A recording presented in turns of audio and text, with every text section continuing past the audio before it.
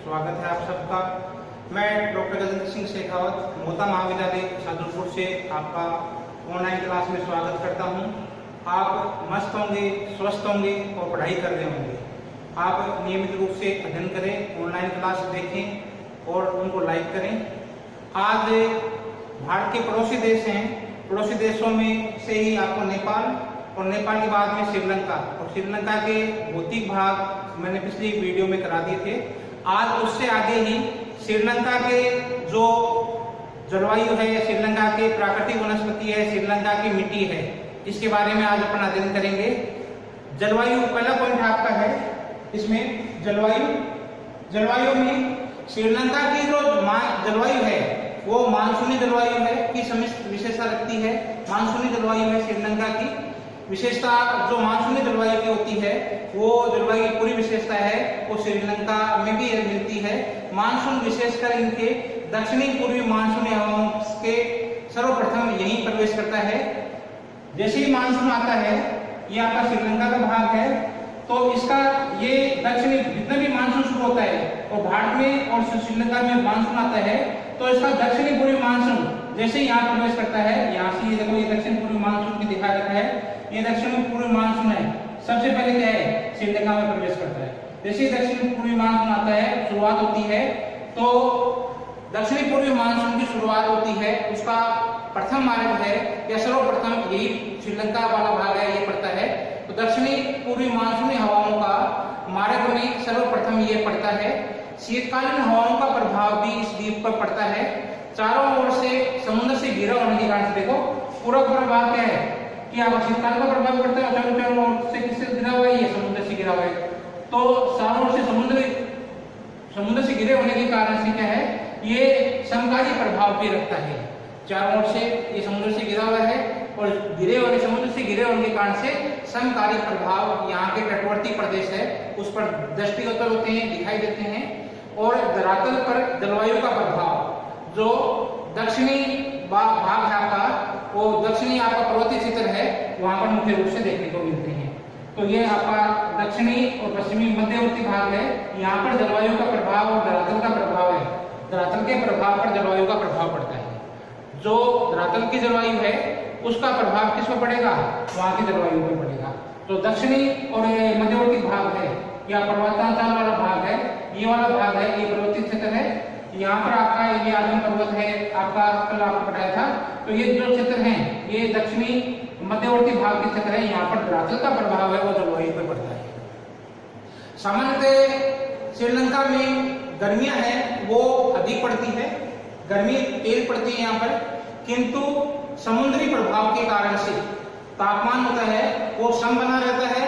यहाँ शीतकालीन जो मानसून है, शीतकाल में भी औसत तापमान आपका क्या है कि जो औसत तापमान है वो 22 डिग्री और ग्रीष्म काल में 27 डिग्री सेंटीग्रेड तापमान रहता है। जो सागरीय भाग है यहाँ पर आपका तापमान है समकालीन रहता है, क्योंकि चारों ओर से देखो ये समुद्र से घिरा हुआ है, हिंद महासागर है, एक तरफ इसके अरब सागर है, बंगाल की खाड़ी है, पूरा क्षेत्र द्वीप है। ये पूरा जो द्वीप है ये समुद्र से घिरा होने के कारण से यहाँ समकालीन प्रभाव रहता है। शीतकालीन में तापमान आपको मैंने बताया था कि शीतकाल में तापमान है, शीतकाल में औसत जो तापमान है वो आपका 22 डिग्री सेंटीग्रेड रहता है। ग्रीष्म काल में तापमान 27 डिग्री सेल्सियस के आसपास रहता है। गर्मी और तापमान और सर्दी के तापमान में ज्यादा अंतर नहीं रहता है, यद्यपि दैनिक तापमान है और वार्षिक तापमान यहाँ बहुत कम रहता है। दैनिक तापमान और वार्षिक तापमान इनका अंतर है, ये बहुत कम रहता है, तापांतर कम रहता है। जो दिन का तापमान सुबह का और रात का समय का तापमान में जो में भी कमी आती है, वो वार्षिक तापांतर है, दोनों में तापांतर में बहुत कम अंतर देखने को मिलता है। मई से अगस्त तक का यहाँ पर जो मई और अगस्त का है उसमें दक्षिणी पूर्वी ये वाला भाग है, यहाँ का मानसून आता है। क्या है आपका जो दक्षिणी पूर्वी मानसून है ये आपके अगस्त से लेकर आपके मई से लेकर अगस्त तक, मई से लेकर अगस्त तक, मई से अगस्त मई से अगस्त तक महीने में क्या है, मानसून आता है, दक्षिणी पूर्वी मानसून। दक्षिण पूर्वी मानसून ये वाला भाग है और आएगा मई से लेकर आपके अगस्त तक के महीने में दक्षिण पूर्वी मानसून का प्रभाव रहता है। तथा नवंबर से लेकर जनवरी तक, हाँ, नवंबर से जनवरी, नवंबर से जनवरी तक का है आपका ये दक्षिण आपका उत्तरी पूर्वी मानसून, इसका प्रभाव रहता है उत्तरी पूर्वी मानसून, जो आपका नवंबर से लेकर दिसंबर तक का, जनवरी तक का जो आपका मौसम टाइम रहता है, इसमें जो ये वाला भाग है आपका, जो मानसून आएगा वो उत्तर पूर्व से आएगा, और जो मई अगस्त सितंबर में आएगा वो आपका दक्षिण पूर्व, और नवंबर से लेकर जो जनवरी तक आएगा वो उत्तर पूर्व से मानसून में बरसात होती है, मानसून का प्रभाव अधिक रहता है। तथा जो उत्तरी पूर्वी हवाएं चलती है वो आपके नवंबर से लेकर जनवरी तक चलती है। मई का महीना सबसे आपका गर्म महीना होता है, मई सबसे गर्म महीना, मई का महीना होता है वो आपका सबसे गर्म महीना है। इसमें जो आपका तापमान है ये आपका 37.8 डिग्री सेल्सियस यहाँ का तापमान हो जाता है। तापमान है, गर्मी के समय तापमान यहाँ पर अधिक रहता है। श्रीलंका में यदि वर्षा का वितरण देखें तो वर्षा के वितरण में अत्यधिक भिन्नता देखने को मिलती है। वर्षा के आधार पर क्रम से इसे आर्द्र और शुष्क दो भागों में विभाजित करते हैं। एक भाग हो गया आर्द्र, वर्षा के हिसाब से क्या होगा, आर्द्र भाग है, आर्द्र प्रदेश और शुष्क प्रदेश, दो भागों में बांटते हैं इसको। श्रीलंका को वर्षा की दृष्टि देखें तो भिन्नता मिलती है, और वर्षा के वितरण को देखें तो यहाँ दो भागों में विभाजित कर लेते हैं, आंध्र प्रदेश और शुष्क प्रदेश, दो भाग हैं। आंध्र प्रदेश में अधिकतम जो वर्षा है आपकी, वो वर्षा 500 सेंटीमीटर तक पहुंच जाती है। यहाँ पर वर्षा है ये 500 सेंटीमीटर, और जो शुष्क प्रदेश है इसमें वर्षा 200 सेंटीमीटर से भी कम देखने को मिलती है। शुष्क प्रदेश में यहाँ का जो आंध्र प्रदेश है इसके अंतर्गत आपका जो दक्षिणी और पश्चिमी श्रीलंका का है और मध्यवर्ती पर्वतांचल है, वहां पर मुख्य रूप से देखने को मिलते हैं। शेष भाग है वो शुष्क प्रदेश के अंतर्गत सम्मिलित करते हैं। शुष्क प्रदेश में और आंध्र प्रदेश दो भागों में बांट लिया इस प्रदेश श्रीलंका को। आंध्र प्रदेश के अंतर्गत ये देखो आपका जो आंध्र प्रदेश है, ये जो पर्वतांचल है और दक्षिण पश्चिम, ये देखो आपको दक्षिण पश्चिम वाला भाग और मध्यवर्ती जो पर्वतांचल है, पर्वतीय क्षेत्र है, ये देखो यहाँ पर आपका क्या है, दक्षिण पश्चिमी भाग और पर्वतीय भाग। ये भाग ये देखो यहाँ पर शक्ति मात्रा दी गई, कौन सा भाग है, दक्षिण पश्चिम हो गया, और आपका जो ऊपर वाला भाग मध्यवर्ती भाग है, तो यहाँ पर बरसात की मात्रा अधिक है। इस क्षेत्र को क्या कहा जाता है, आंध्र प्रदेश कहा जाता है। जबकि पूरा शेष भाग है, ये देखो ये पूरा दापना वाला प्रदेश है, ये उत्तरी मैदानी प्रदेश है, और जो पूर्वी आपका तटवर्ती प्रदेश है ये पूरा दक्षिण पूर्व तटीय प्रदेश है, यहाँ पर पूरा भाग है शुष्क प्रदेश के अंतर्गत सम्मिलित किया जाता है। यहाँ बरसात की मात्रा कम होती है। जो आपका मध्यवर्ती भाग है, पर्वतीय क्षेत्र है, यहाँ पर बरसात अधिक होती है। देश के शेष भाग में बरसात की मात्रा होती है वो कम होती है। वर्षा का वितरण यदि देखें तो आपको देखो ये पूरा प्रदेश आपका शुष्क प्रदेश के अंतर्गत सम्मिलित किया जाता है। जबकि जो दक्षिण और पश्चिम वाला भाग है, यहाँ बरसात की मात्रा सबसे अधिक है। और यहाँ आपको कल के पेपर में बताया था कि यहाँ पर जो आपका पर्वतीय क्षेत्र है, ये दक्षिण मध्यवर्ती भाग है, यहाँ पर बरसात की मात्रा भी अधिक है, और दक्षिण पश्चिमी भाग है, यहाँ पर बरसात की मात्रा अधिक है। मध्यवर्ती भाग है, ये पर्वतांचल वाला भाग है, यहाँ पर बरसात की मात्रा अधिक है।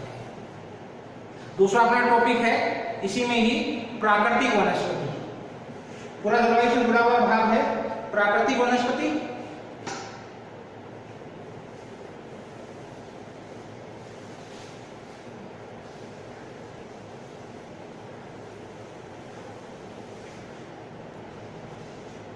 दूसरा टॉपिक आपको है प्राकृतिक वनस्पति।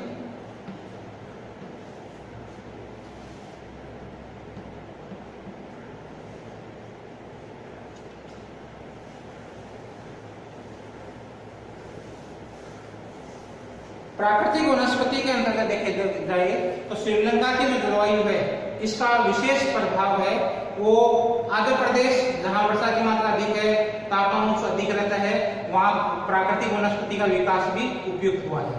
श्रीलंका की जलवायु विशेषकर जहां आर्द्र जलवायु अभी आपको बताइए, ये वाला क्षेत्र है आपका क्या है, आंध्र प्रदेश है। कौन सा प्रदेश है? आंध्र प्रदेश।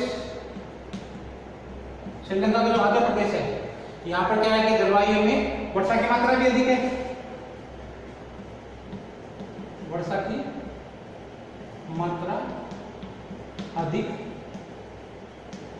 तथा तापमान की मात्रा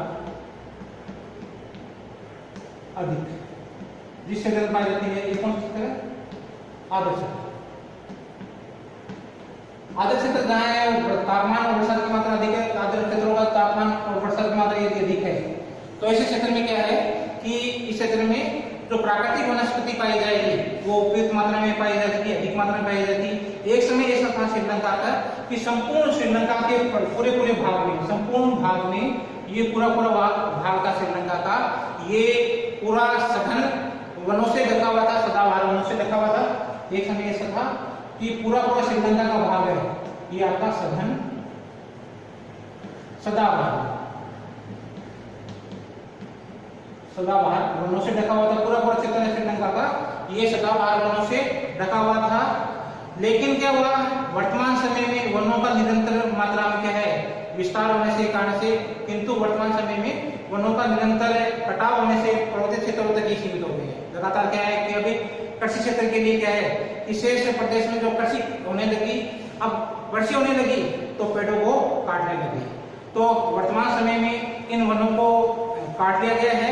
निरंतर मात्रा में ये वन क्षेत्रों को काटने से क्या है कि इनका विस्तार किस क्षेत्र में रह गया है, पर्वतीय क्षेत्रों में ही इसका विस्तार रह गया है।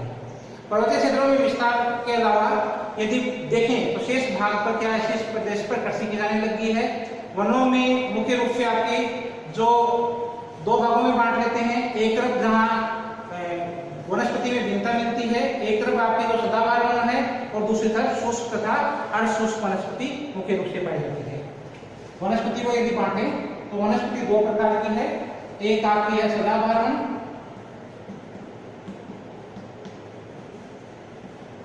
और दूसरे प्रकार की वनस्पति है ये शुष्क वनस्पति और अर्धशुष्क। इन वनस्पति को दो भागों में बांटा था, सदाबहार वन और शुष्क वन। दो प्रदेशों आपके जो श्रीलंका है, श्रीलंका की वनस्पति को दो भागों में बांटते हैं। वैसे श्रीलंका की वनस्पति में भिन्नता देखने को मिलती है, एक तरफ जहां सदाबहार वन है तो दूसरी तरफ शुष्क तथा अर्धशुष्क वन है। वनों में आपके रबड़ है, रबड़, सिंकोना, रबड़, सिंकोना, नारियल मुख्य रूप से आपको देखने को मिलते हैं। श्रीलंका के जो पेड़ है, गट्टा पाड़चा आपका है, आबानुस है, गट्टा पाड़चा, आबानुस। तो श्रीलंका की यदि वनस्पति की बात करें तो रबड़ है, सिंगोना है, नारियल है, गट्टा पाड़चा है आपका, और आपका आबानुस है। चंदन के वृक्ष भी बहुत मिलते हैं, चंदन इनके वृक्ष मुख्य रूप से मिलते हैं। इसके अलावा साथ साथ में जो जहां बरसात की मात्रा कम होती है वहां एबोनी तथा यूकेलिप्टस आपके जो वनस्पति सफेदा है जिसको कहते हैं, ये मुख्य रूप से मिलता है बक्सा क्षेत्र में यूकेलिप्टस।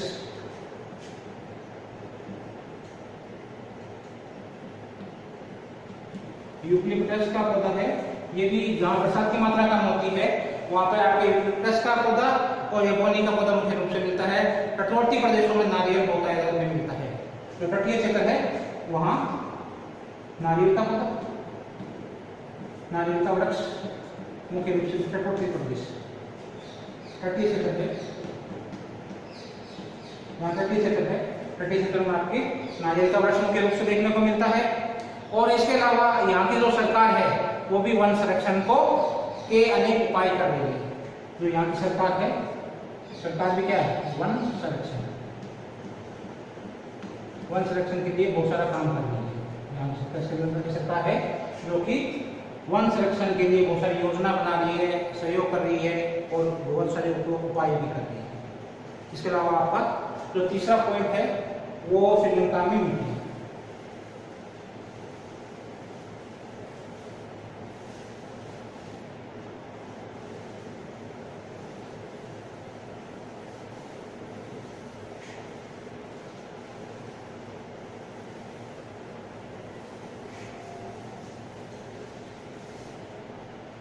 तीसरा आपका इसी में पॉइंट है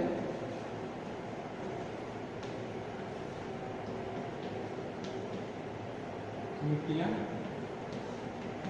सॉइल्स। श्रीलंका में मिट्टियां, श्रीलंका में देखा जाए तो मिट्टियां मुख्य रूप से कई प्रकार की भिन्नता लिए हुए होते हैं। यहाँ श्रीलंका में मुख्य रूप से आपके जो मिट्टियां हैं उनको 4 भागों में बांट सकते हैं। एक आपकी पोडोलिक मिट्टी है, पोडोलिक मिट्टी है, कहीं आपके लेटेराइट मिट्टी है, कहीं आपके जो जलोढ़ मिट्टी है, कहीं आपके पीटी मिट्टी।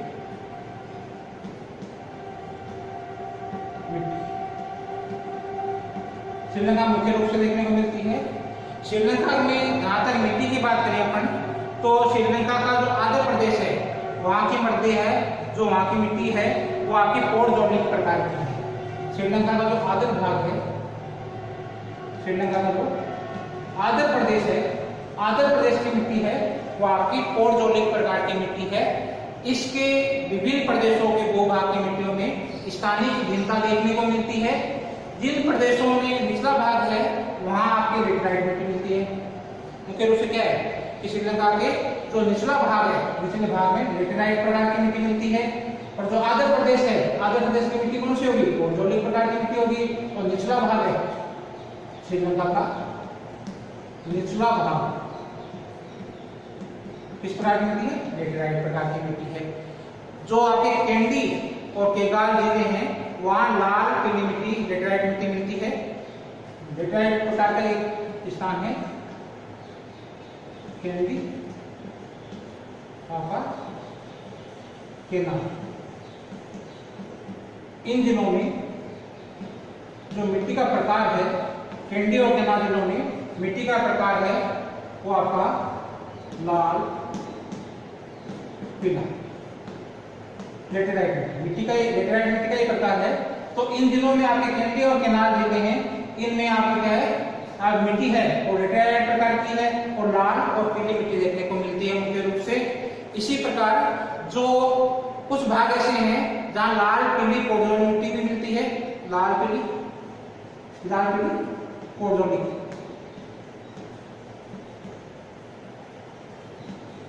कुछ ऐसे जिले हैं, कुछ ऐसे स्थान भी हैं वहां लाल पीली मिट्टी भी मुख्य रूप से देखने में पोडोलिक प्रकार की प्रकार है। उसमें मुख्य रूप से कुछ भाग ऐसे हैं जहाँ लाल पीली पोडोलिक मिट्टी भी मुख्य रूप से देखने को मिलती है। जवाब मिलता है शुष्क प्रदेशों में जो अधिकांश भाग है आपका, जो दक्षिणी आपका उत्तरी और दक्षिणी भाग है वहां लाल भूरी मिट्टी मिलती है। जो शुष्क प्रदेश वाला भाग है, इस पूरे भाग में आपके पूरा भाग है यहाँ लाल भूरी मिट्टी, लाल भूरी मिट्टी। शुष्क प्रदेश जहाँ है, शुष्क प्रदेश मिट्टी का प्रकार है लाल भूरा। जहां आपका शुष्क प्रदेश है वहां की मिट्टी क्या हुई, लाल भूरा प्रकार की मिट्टी है। जो आपका उत्तरी और दक्षिणी भाग है, जो शुष्क प्रदेश है, ये आपका उत्तरी भाग है और ये आपका दक्षिणी भाग है। इस पूरे भाग में ये शुष्क प्रदेश है, और शुष्क प्रदेश की जो मिट्टी है वो लाल और भूरी प्रकार की मिट्टी है। जहाँ शुष्क प्रदेश मिलता है आपको देखने को मिलता है वहां की मिट्टी है आपकी क्या है कि लाल भूरी प्रकार की मिट्टी है। और ये जो कुछ यहाँ की जो मिट्टी है, ये लाल भूरी प्रकार की मिट्टी है, ये उपजाऊ मिट्टी है, अत्यधिक उपजाऊ मिट्टी है। कुछ भाग में ये उपजाऊ मिट्टी भी है, उपजाऊ मिट्टी पाई जाती है। इसी प्रकार से इनका जमाव जहां पर आपके शुष्क प्रदेश है उसका उत्तरी पश्चिमी भाग है वो अनुपजाऊ है। जो उसका उत्तरी पश्चिमी भाग है ये वाला भाग है, यहाँ की मिट्टी क्या है आपकी अनुपजाऊ है।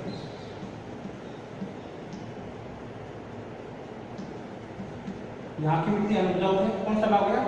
उत्तरी पश्चिमी भाग है जो श्रीलंका का वो अनुपजाऊ है, जबकि जो उत्तरी दक्षिणी भाग है वहाँ लाल भूरी मिट्टी पाई जाती है। और लाल जो पोर्जोलिक मिट्टी है ये इसका विस्तार भी है, ये अत्यधिक उपजाऊ मिट्टी होती है। आपकी जो मिट्टी में है तो लाल जो भूरी मिट्टी है ये उपजाऊ मिट्टी है, जबकि जो आपके कुछ भाग आपका जो श्रीलंका का उत्तरी पश्चिमी भाग है वो अनुपजाऊ मिट्टी पाई जाती है। इसके अलावा शुष्क प्रदेशों में जो लाल पीली मिट्टी है ये कम उपजाऊ मिट्टी है। जाफना प्रायद्वीप में जो ये जाफना प्रायद्वीप है यहाँ की मिट्टी में चूने का अंश पाया जाता है। चूने का अंश पाए जाने के कारण से यहाँ पर जो जाफना प्रायद्वीप है पूरा पूरा भाग उसमें क्या है कि चूना युक्त चट्टानें पाई जाती है, पड़ेदार चट्टानें पाई जाती है। ये प्रदेश इसको कहा जाता है श्रीलंका का जाफना प्रायद्वीप। इस जाफना प्रायद्वीप में पड़ेदार चट्टानें पाई जाती है और पड़ेदार चट्टानों में चूने का अंश है, चूना प्रधान प्रदेश है। पूरी आपके जाफना प्रदेश में चूना प्रधान होने से चूने का अंश अधिक पाया जाता है। यहाँ पर कृषि की जाती है और जो कृषि है वो अधिक उपयोगी है। कृषि में जो भिन्नता पाई जाती है वो अलग अलग क्षेत्रों में अलग अलग प्रकार की आपकी कृषि पाई जाती है। लेकिन जो जाफना वाला प्रायद्वीप है इसमें चूना युक्त है तो चूने का अंश अधिक होने के कारण से ये काफी उपयोगी है, कृषि के लिए उपयोगी मानी जाती है। और नदी घाटी प्रदेशों में कछारी मिट्टी पाई जाती है। इसको कछारी मिट्टी कहते हैं, जलोढ़ मिट्टी कछारी मिट्टी भी है और जलोढ़ मिट्टी। ये नदी घाटी क्षेत्रों में, नदी घाटियों में कछारी मिट्टी मिलती है। और ये कछारी मिट्टी होती है काफी महत्वपूर्ण होती है, उपजाऊ मिट्टी होती है। और ये नदी घाटी में मिलती है और महागंगा में भी। जो नदी है नदी घाटी में मुख्य नदी श्रीलंका की सबसे बड़ी नदी बताइए आपको महागंगा।